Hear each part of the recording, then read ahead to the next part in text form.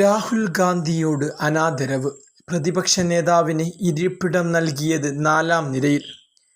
ചെങ്കോട്ടയിലെ സ്വാതന്ത്ര്യദിനാഘോഷ ചടങ്ങിൽ പ്രതിപക്ഷ നേതാവ് രാഹുൽ ഗാന്ധിയോട് അനാദരവ് കാണിച്ചെന്ന് ആക്ഷേപം.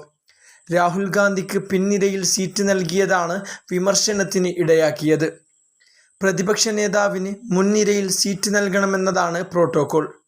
ചെങ്കോട്ടയിൽ നടക്കുന്ന സ്വാതന്ത്ര്യദിനാഘോഷത്തിൽ പ്രതിപക്ഷ നേതാവ് പങ്കെടുക്കുന്നത് 10 വർഷങ്ങൾക്ക് ശേഷമാണ്.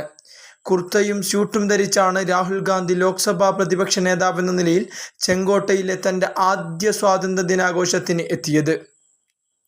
മുൻനിരയിൽ കേന്ദ്രമന്ത്രിമാരായ നിർമ്മല സീതാരാമൻ, ശിവരാജ് സിംഗ് ചൗഹാൻ, അമിത് ഷാ, എസ് ജയശങ്കർ എന്നിവർ ഉണ്ടായിരുന്നു. ക്യാബിനറ്റ് മന്ത്രിയുടെ പദവിക്ക് തുല്യമായ പദവി ലോക്സഭയിലെ പ്രതിപക്ഷ നേതാവിനുണ്ടെങ്കിലും പിൻനിരയിലാണ് സീറ്റ് അനുവദിച്ചത്.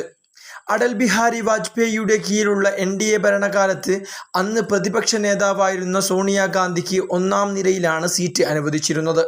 അതേസമയം രാഹുൽ ഗാന്ധിയുടെ ഇരിപ്പിടം സോഷ്യൽ മീഡിയയിൽ ശ്രദ്ധ നേടിയതോടെ പ്രതികരണവുമായി പ്രതിരോധ മന്ത്രാലയം രംഗത്തെത്തി.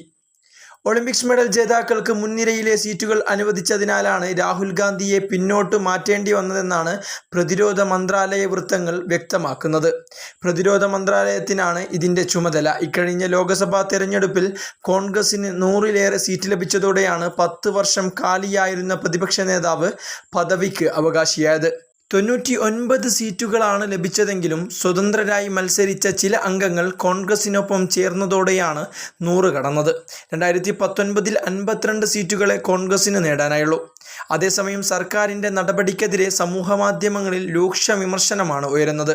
പ്രതിപക്ഷ നേതാവ് എന്ന പദവിയെ അപമാനിക്കുന്നതാണ് സർക്കാരിൻ്റെ നടപടിയെന്നാണ് വിമർശനം.